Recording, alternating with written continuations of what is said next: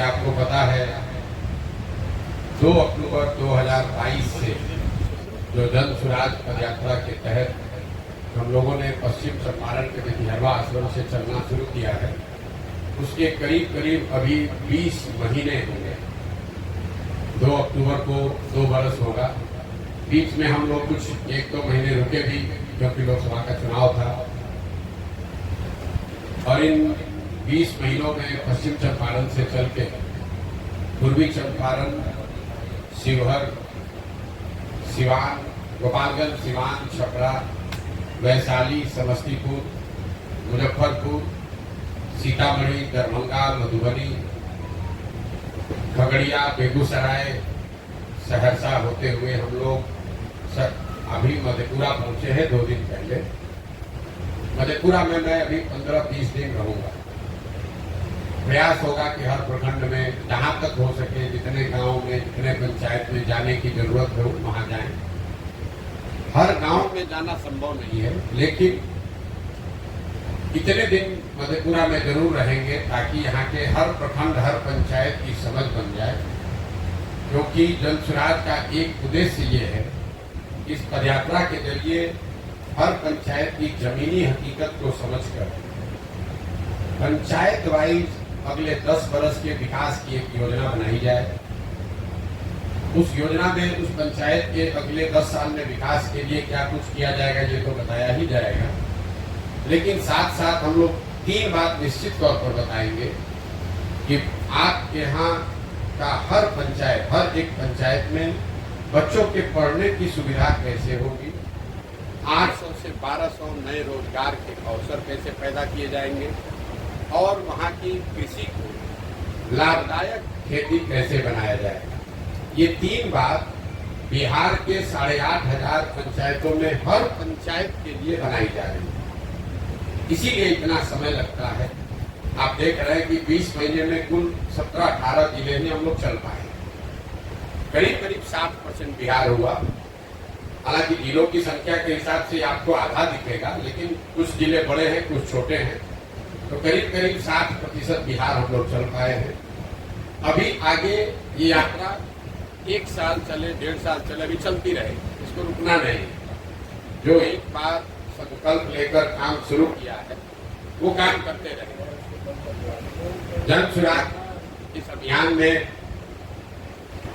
एक लक्ष्य ये भी है कि बिहार में विकल्प के अभाव में लोगों को, गलत नेताओं को, गलत दलों को जानते बुझते वोट देना पड़ता है। उससे बचाने के लिए एक नया दल और विकल्प बने, जो दल किसी व्यक्ति प्रशांत किशोर का, किसी जाति विशेष का, किसी एक परिवार का न होकर उन सारे लोगों का हो जो बिहार में एक नया दल, एक नया विकल्प बनाना चाहते हैं। तो जब मैं मधेपुरा में हूँ, जब मैं सहरसा में था, जब मैं पीछे के जिलों में था, तो एक लक्ष्य ये है कि वहाँ से उन सारे लोगों को इकट्ठा किया जाए जो लोग एक नया दल, एक नया विकल्प बनाना चाहते हैं। वो लोग राजनीतिक दलों से जुड़े हुए लोग हो सकते हैं, वो गैर राजनीतिक लोग हो सकते हैं जो बिहार के इस नए प्रयास में अपना कंधा लगाना चाहते हैं। जो भी आएगा वो सब मिलकर ही दल बनाएंगे। और जो घोषणा की गई है 2 अक्टूबर को, जब हम लोग करीब करीब 70% बिहार कर लेंगे, तब तक सारे लोगों को इकट्ठा करके 2 अक्टूबर को नया दल बनेगा। जब ये दल बनेगा तो एक जो हम लोगों ने घोषणा शुरुआती दिनों में करी थी, जब ये दल बनेगा तो इसके नेता प्रशांत किशोर नहीं होंगे। तो दल का नेता कौन होगा? दल का नेता 2 अक्टूबर को जो लोग साथ में आकर दल को बनाएंगे, वो लोग मिलकर इस दल के नेता का, नेतृत्व का चुनाव करेंगे और उसको सार्वजनिक किया जाएगा, ताकि आपको पता चलेगा कि इस 2-2.5 साल के प्रयास से किन लोगों को बिहार से इस दल, इस विकल्प को बनाने के लिए जोड़ा गया है और कौन लोग हैं जो इस दल को आगे बनाएंगे और चलाएंगे। मेरी भूमिका जो अभी है, 2 अक्टूबर के बाद भी मेरी भूमिका वही रहेगी। मैं अपनी पदयात्रा जैसे अभी कर रहा हूँ, वो आगे गांव-गांव बिहार में घूमने, जानने, समझने का प्रयास वही करता रहूँगा। गांव-गांव में जाकर लोगों को बताना, समझाना कि उनको कैसे वोट देना चाहिए, क्या करने से उनकी गरीबी खत्म होगी, ये बात बताने की प्रक्रिया 2 अक्टूबर के बाद भी जारी रहेगी। अब मैं संक्षेप में अभी मेरे जो 20 महीने के अनुभव रहे वो आपको बताऊं। बिहार में इन सारे जिलों में 60% बिहार घूमने के बाद जो मुझे सबसे बड़ी समस्या लोगों ने बताई, जो आंखों से हमने देखी कानों से सुना, उसमें पलायन और बेरोजगारी ये बिहार का सबसे बड़ा मुद्दा है। कई लोगों को लगता है कि पलायन जो है वो गरीबों की समस्या है। पलायन की जब हम बात करते हैं आपको लगता है कि पलायन का मतलब है लोगों का यहाँ से मजदूरी करने जाना। पलायन का ये समुचित चित्रण नहीं है। बिहार में पलायन से सिर्फ गरीब प्रभावित नहीं, बिहार में सिर्फ लोगों का बिहार से पलायन नहीं हो रहा है। बिहार में पलायन के 3 पहलू हैं। यहाँ पर जो गरीब है वो तो मजदूरी करने जा रहा है, लेकिन जो मध्यम वर्गीय परिवार हैं, जो समृद्ध परिवार हैं, उनके बच्चे भी पलायन कर रहे हैं। पलायन से अछूते वो भी नहीं है। फर्क बस इतना है कि गरीब घर के बच्चे जो हैं वो मजदूरी के लिए बाहर जा रहे हैं, और जो मध्यम वर्गीय परिवार के बच्चे हैं वो पढ़ाई नौकरी के लिए बाहर जा रहे हैं। श्रम का पलायन इसलिए है क्योंकि यहाँ से बड़े पैमाने पर बुद्धि और पूंजी का पलायन। इस बात को आप समझिए, यहाँ पर जितने लोग मजदूरी करने जा रहे हैं उतने ही लोग पढ़ाई और नौकरी करने भी जा रहे हैं, और इन दोनों के पीछे जो कारण है वो है पूंजी का पलायन।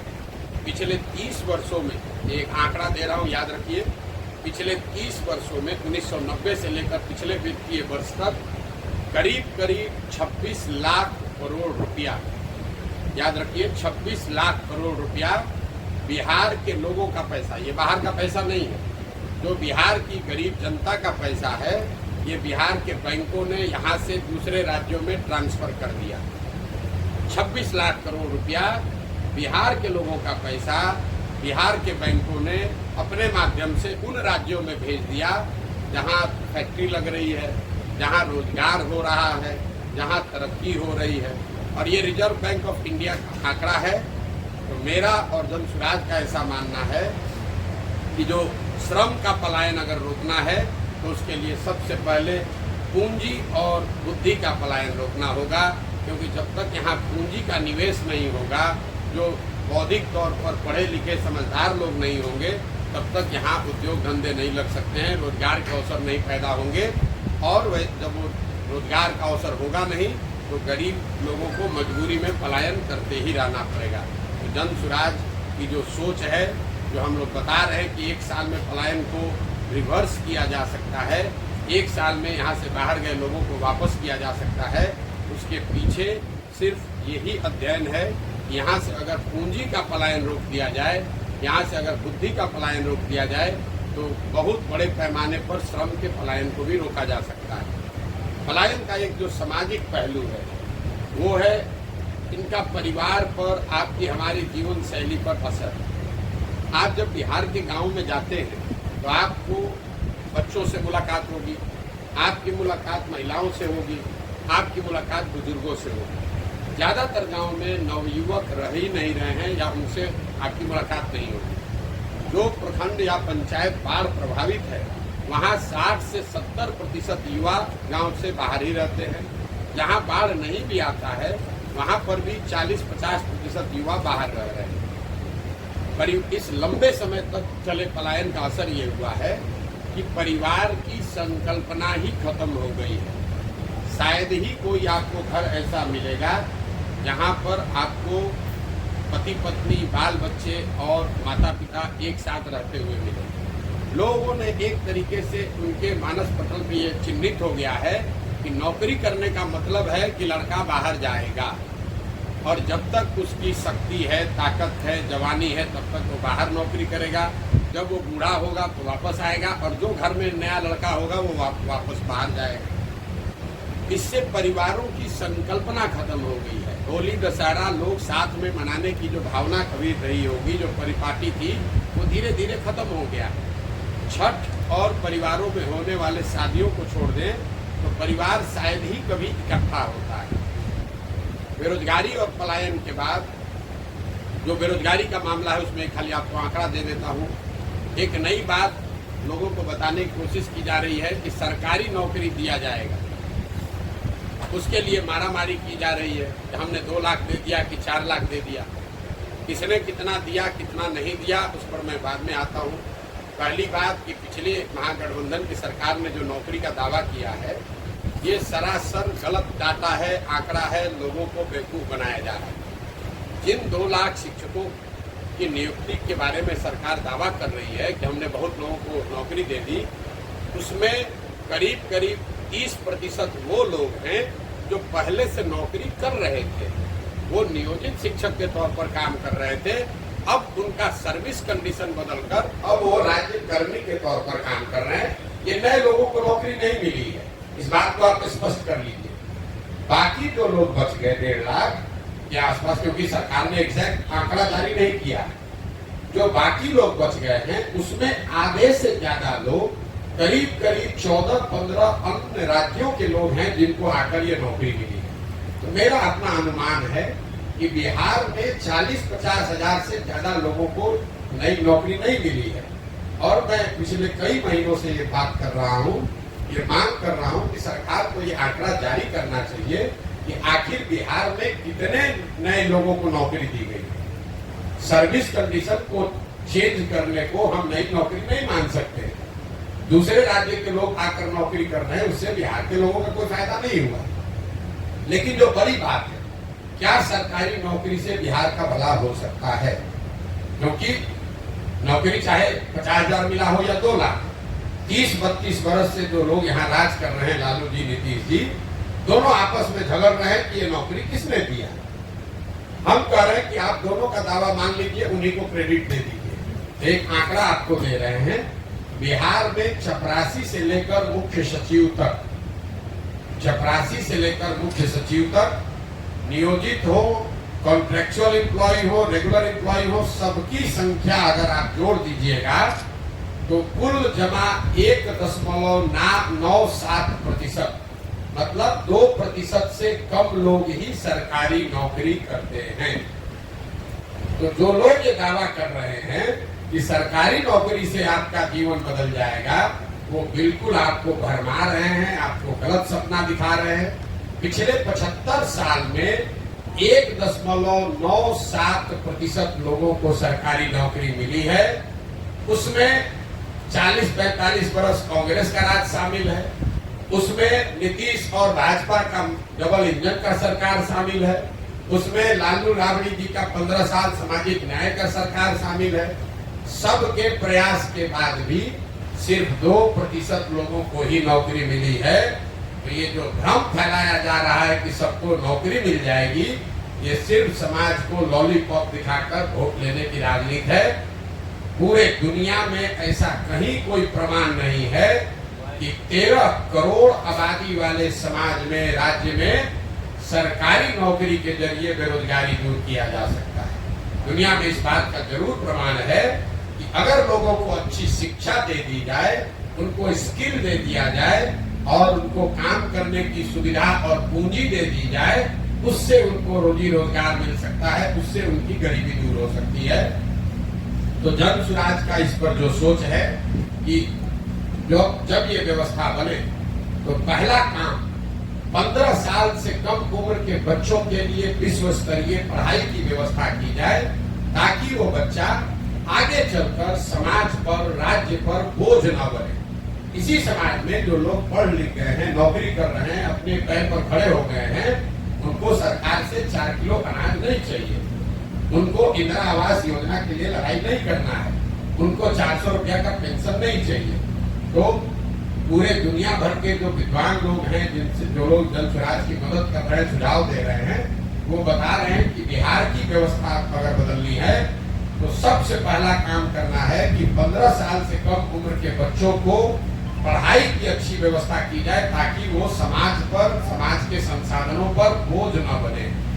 दूसरा, 15 साल से 55 साल की उम्र के का जो वर्ग है, जिसको अब फिर से पढ़ाया नहीं जा सकता है, लेकिन इनको स्वरोजगार के लिए तैयार किया जा सकता है, उनके लिए पूंजी को उपलब्ध कराया जाए। अगर आपकी उम्र 35 है, 40 है, तो आपको सरकारी नौकरी नहीं मिल सकती। अगर नौकरी आ जाए तब भी नहीं मिल सकती है। इनका दशा कैसे सुधरेगा? जो सबसे बड़ा वर्ग है 15 से 55 की उम्र के लोगों को पूंजी की उपलब्धता कराई जाए ताकि घर घर रोजी रोजगार खुल सके।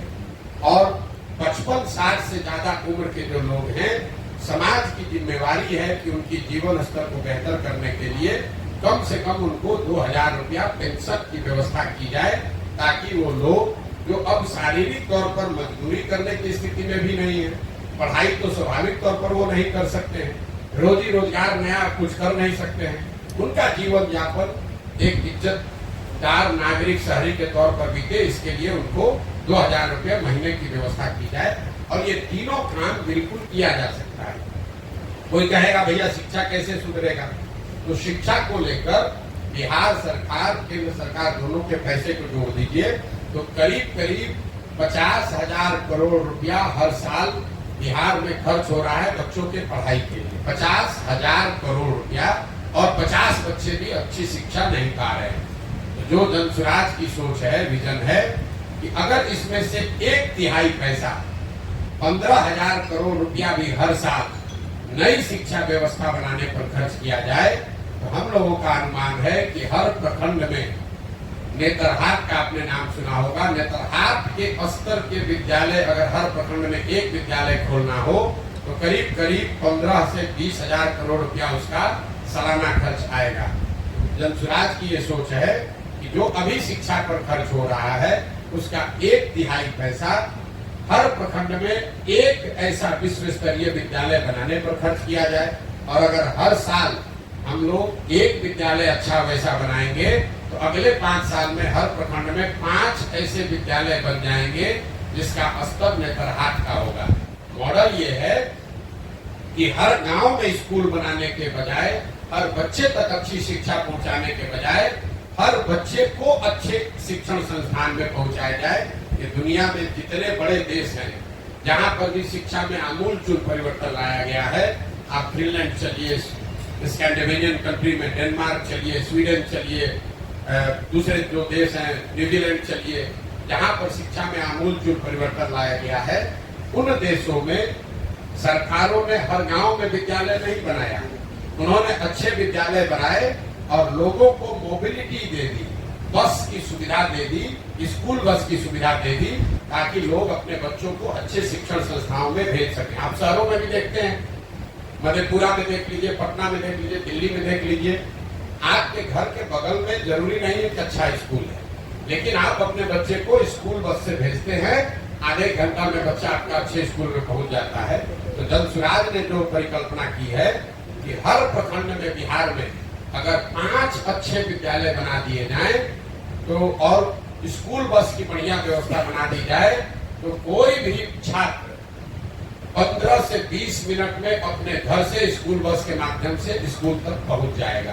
तो ये जनसुराज की सोच है बिहार में शिक्षा के, प्राइमरी शिक्षा के आमूलचूल परिवर्तन के लिए। दूसरा जो मैंने आपको बताया कि 15 साल से 55 साल की उम्र के लोग जो बाहर जाकर मजदूरी कर रहे हैं या यहाँ पर मजदूरी कर रहे हैं, उनके हाथ में बैंकों के माध्यम से सस्ते दर पर पूंजी उपलब्ध कराया जाए, ताकि आप अपना कोई न कोई रोजी रोजगार कर सके। मैं आपको एक उदाहरण देता हूँ। मान लीजिए कि आपको बाल काटने आता है, आपको बाल काटने आता है, आपके पास 20,000 रुपया है, आप सैलून नहीं खोल सकते, लेकिन अगर सरकार की कोई व्यवस्था हो जिससे 80,000 रुपया, 1 लाख रुपया आपको सस्ते दर पर लोन मिल जाए, तो आप अपनी 20,000 रुपया की पूंजी जोड़कर एक सैलून खोल लेंगे, खुद उसके मालिक बन जाएंगे, 4 आदमी को रोजगार भी देंगे और आप अपना परिवार भी चलाएंगे, 4 आदमी को रोजगार भी मिलेगा।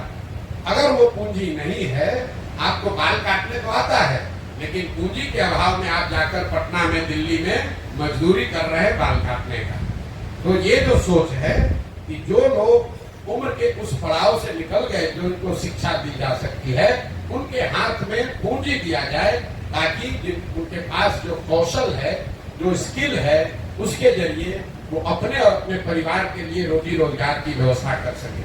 तीसरा जो मैंने आपको बताया कि क्या 60 साल से सब उम्र के ज्यादा उम्र के सभी लोगों को 2,000 रुपया दिया जा सकता है।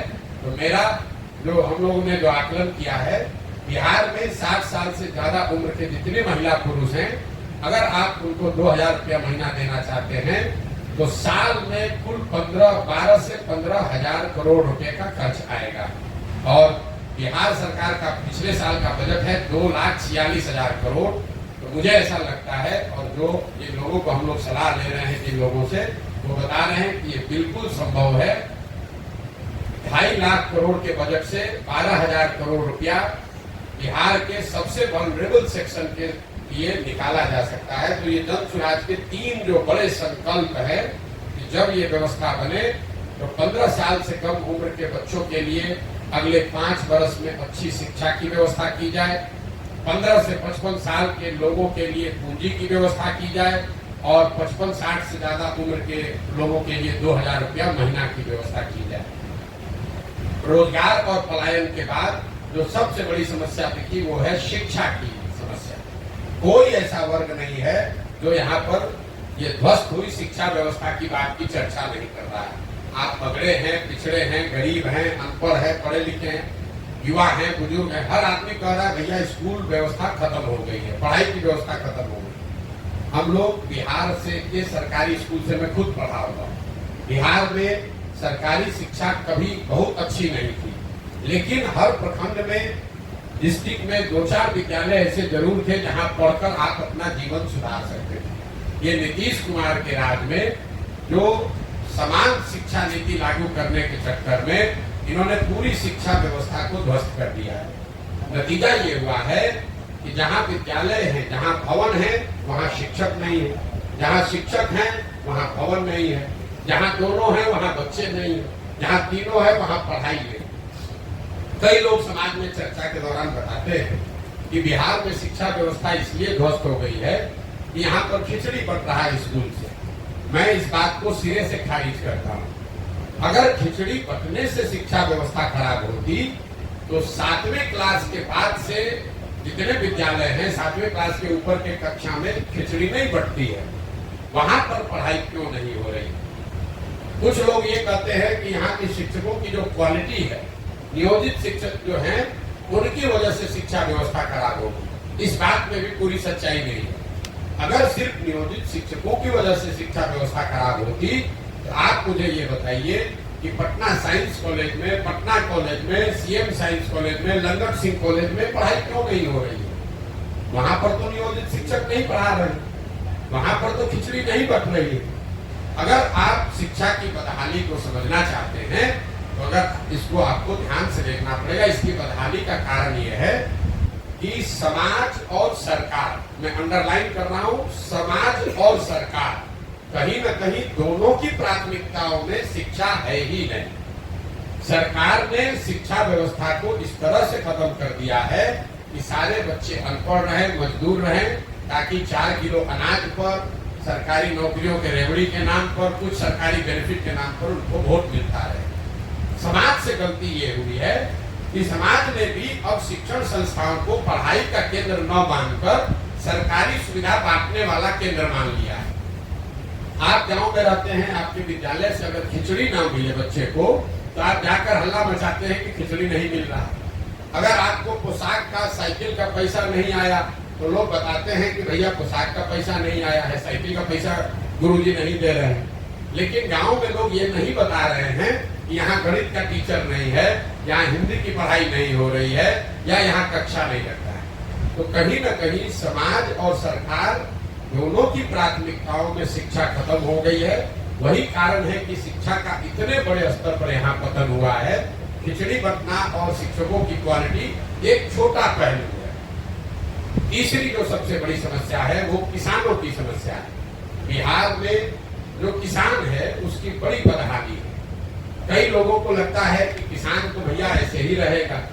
तो मैं हमेशा बताता हूँ कि यही खेती किसानी करके हरियाणा, पंजाब में लोगों ने, किसानों ने कितना पैसा कमाया है कि आप सुनते हैं, हम लोग देखते हैं कि बिहार के गांव-गांव से लोग जाते हैं पंजाब में मजदूरी करने।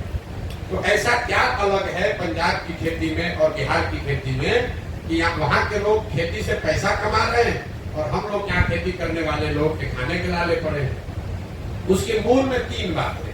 पहला है जल का कुप्रबंधन। यहाँ जो जल का संसाधन है, जो पानी का की व्यवस्था है, वो इतना उसकी उसकी अव्यवस्था है। यहाँ पर हम लोग जब पानी की बात करते हैं तो लोग समझते हैं बाढ़ की बात है। मैं आपको बता रहा हूँ, बाढ़ एकमात्र कारण नहीं है जल कुप्रबंधन के लिए। बाढ़ से बिहार में करीब करीब 40 से 50% कृषि योग्य जमीन प्रभावित होती है। बाकी बचे जो 50% जमीन है उसमें करीब करीब आधी जमीन, मतलब पूरे बिहार के एग्रीकल्चर की करीब 1/3 जमीन जल जमाव से प्रभावित है। ये आप बात को समझिए। बाढ़ की चर्चा खूब होती है, जहाँ पानी लग जाता है उसका आप कहीं चर्चा नहीं करते। जो और नदियों के कटाव का जो मामला, नदी पर परिणाम ये हुआ है कि उत्तर बिहार में जो नेपाल से लगते हुए जिला है, दोनों चंपारण है, शिवहर है, सीतामढ़ी है, मधुबनी है, सुपौल है, ये जो तराई वाले जिला है, यहाँ पर बाढ़ है और नदियों के रास्ते बदलने से जो कटाव का मामला है उससे सैकड़ों एकड़ जमीन लोगों की बर्बाद हो गई है। अच्छे खासे किसान, ओवरनाइट नदी ने रास्ता बदला, आपके जमीन पर बालू पड़ गया, आप बिल्कुल मजदूर गरीब हो गए।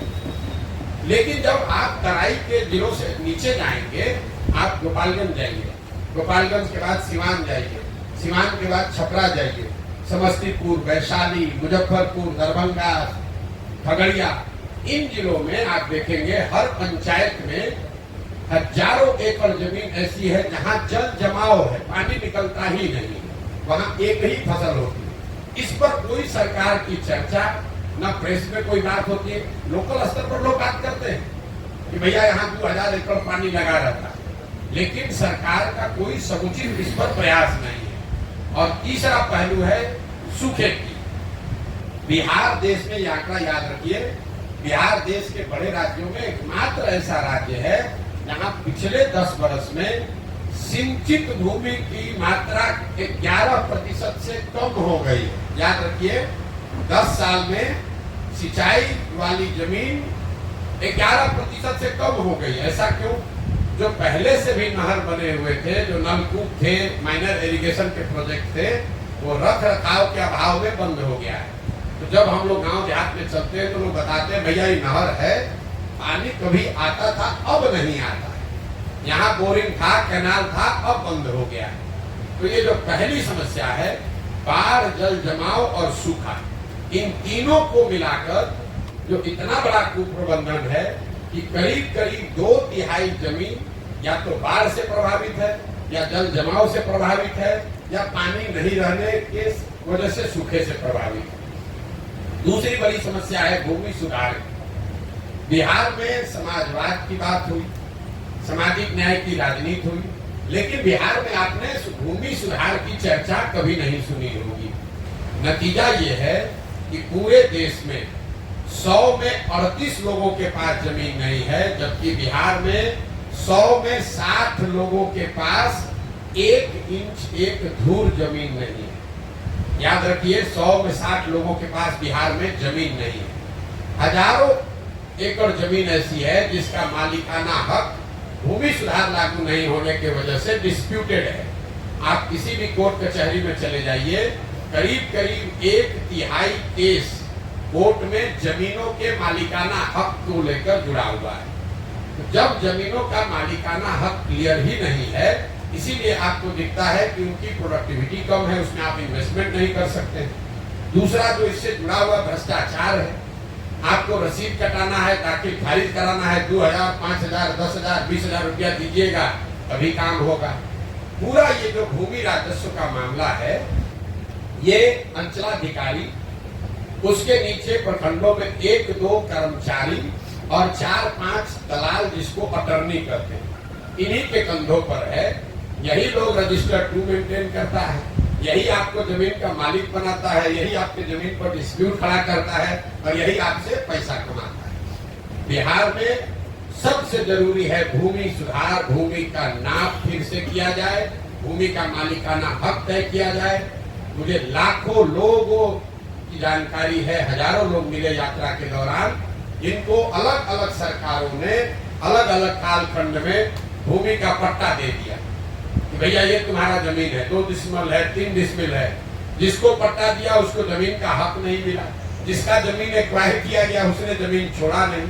नतीजा हुआ कि पूरी जमीन, कोई सरकारी गड़बड़ हुआ है, कोई डिस्प्यूट में दूसरे वजह से, ज्यादातर लोग अपनी जमीन को बेच ही नहीं सकते। आप जमीन बेचने जाइएगा तो पता चलेगा उसमें अब डिस्प्यूट है।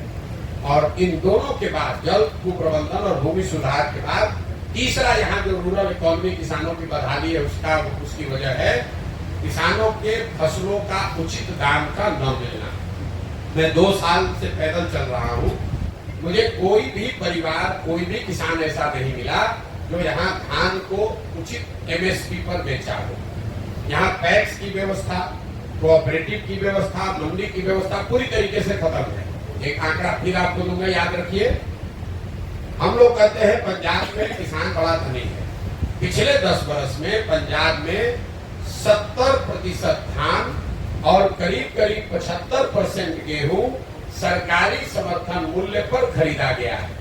बिहार में पिछले 10 वर्ष में 13% धान, सिर्फ 13% धान और 1% धान गेहूं ही सरकारी मूल्य पर खरीदा गया है। तो 2100-2200 रुपया वाला धान लोग 1400-1500 में बेच रहे हैं। और एक आर्थिक सर्वेक्षण बताता है कि बिहार में किसानों के फसलों के उचित दाम नहीं मिलने की वजह से हर साल यहाँ के किसानों को करीब 15 से 20 हजार करोड़ रुपए का नुकसान हो रहा है। 15 से 20 हजार करोड़ रुपए का नुकसान हर साल इसलिए हो रहा है कि सारी तकलीफ, बाढ़, सूखे, जल जमाव के बाद जो फसल आप उपजा रहे हैं उसका आपको दाम नहीं मिल रहा है। तो ये जो 3 बड़ी समस्या मैंने आपको बताई, बेरोजगारी, पलायन, दूसरा ध्वस्त हुई शिक्षा व्यवस्था और तीसरा है किसानों की समस्या। इसके अलावा जो 3 सबसे ज्यादा सुने जाने वाला शब्द है वो है सरकारी विभागों में फैला हुआ भ्रष्टाचार, अफसरों की मनमानी और तीसरा हर व्यवस्था, हर सरकारी योजना में काटे जाने वाला कट। इसको यहाँ पर दलाली का जो नया नाम है कट जो लगता है, 10%, 12%, 20% का जो कट है। कोई ऐसा डिपार्टमेंट नहीं है जहां लोग बताते हैं कि 2-4-5 हजार रुपया दिए बगैर काम हो सकता है। चाहे आपको राशन कार्ड बनाना हो, चाहे जमीन का दाखिल खारिज कराना हो, चाहे आपको पासपोर्ट बनाना है, जातीय प्रमाण पत्र बनाना है, कोई भी ऐसा काम सरकारी नहीं है जहां बिना पैसा दिए हुए आपको काम हो जाए। ये सिर्फ सामान्य लोगों के लिए नहीं है। जो चुना हुआ जनप्रतिनिधि है वो भी बता रहा है कि बिना पैसे के हम मुखिया हैं लेकिन कोई काम हो नहीं सकता है। दूसरा, जो ये सरकारी अफसरों की तानाशाही, अफसरशाही जो शब्द है, बिहार में लोगों ने अपराधियों का जंगल राज देखा है। अब जो बिहार में व्यवस्था है इसको लोग सही बता रहे हैं कि ये अधिकारियों का जंगल राज है। आप चाहे सामान्य नागरिक हैं, आप पत्रकार हैं, चुने हुए प्रतिनिधि हैं, होगा वही जो अफसर चाहेगा। इसीलिए लोग बता रहे हैं कि लालू जी का राज अपराधियों का जंगल राज था, नीतीश का राज अधिकारियों का जंगल राज है। और तीसरी जो बात है वो है कट की, कि सरकारी योजना चाहे केंद्र की हो या राज्य की, कोई ऐसी योजना नहीं है जिसमें व्यवस्थित तरीके से 10 से 40% तक कमीशन नहीं दिया जा रहा है। अगर 5 किलो अनाज बांटने वाली योजना है उसमें 30 से 35 रुपया प्रति क्विंटल लोग अपना हिस्सा ले रहे हैं। उसमें ज्यादातर जगह पर विधायक शामिल हैं, उनका भी 6 से 8 रुपया प्रति माह उनको पैसा उसमें मिल रहा है। अंदाजा लगाइए, हर प्रखंड में 20 से 25 हजार अनाज आ रहा है, 20 से 25 हजार क्विंटल अनाज आ रहा है। हर क्विंटल पर 32 से 35 रुपया अनाज के से कमीशन काटा जा रहा है, जो कि अधिकारी और जनप्रतिनिधियों के बीच में बांटा जा रहा है। यही कारण है कि यहाँ पर लोगों को अनाज 5 किलो नहीं 4 किलो ही मिल रहा है। मनरेगा को देख लीजिए, मनरेगा में 100 रुपया जो मनरेगा में आना चाहिए था, 60 रुपया वो तो आया ही नहीं। मनरेगा का यूटिलाइजेशन, ग्रामीण विकास चलाने वाले मंत्री और सरकार यहाँ इतना उनका चमड़ी मोटा हो गया है कि पिछले साल 100 रुपया मनरेगा का जो मिलना चाहिए था दिल्ली से, हम लोग सिर्फ 40 रुपया लेकर आए, 60 रुपया लेकर ही नहीं आए। ये लोग मांग कर रहे हैं कि हमको विशेष राज्य का दर्जा मिलना चाहिए। आपकी जानकारी के लिए बता दूं कि पिछले साल 51,000 करोड़ रुपया अनस्पेंड बिहार सरकार ने, 51,000 करोड़ रुपया अनस्पेंड, जो खर्च सरकार नहीं कर पाई वो बिहार सरकार ने सरेंडर किया। ये लोग क्या बात करेंगे?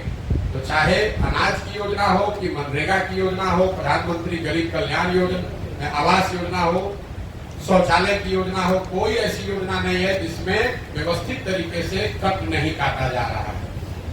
इसके अलावा जो लोग यहाँ बता रहे हैं, जो मैंने आपको पहले भी बताया, जो मैं देख पा रहा हूँ, आधी से ज्यादा जनता, चाहे आप राजद के समर्थक हैं, बीजेपी के वोटर हैं, नीतीश के समर्थक हैं, ये मान रहे हैं कि बिहार में बदलाव चाहिए, एक नई व्यवस्था चाहिए और लोग उसके लिए तैयार हैं और किसी भी तरीके से वापस से लालू नीतीश का राज नहीं देखना चाहते। इसका मतलब ये नहीं है कि लोग जनसुराज को चाहते हैं, ये कोई जरूरी नहीं है, लेकिन लोग बदलाव चाहते हैं, ये बिल्कुल स्पष्ट है। ये मेरा अभी तक का अनुभव रहा है। अब आपके जो सवाल है वो आप सवाल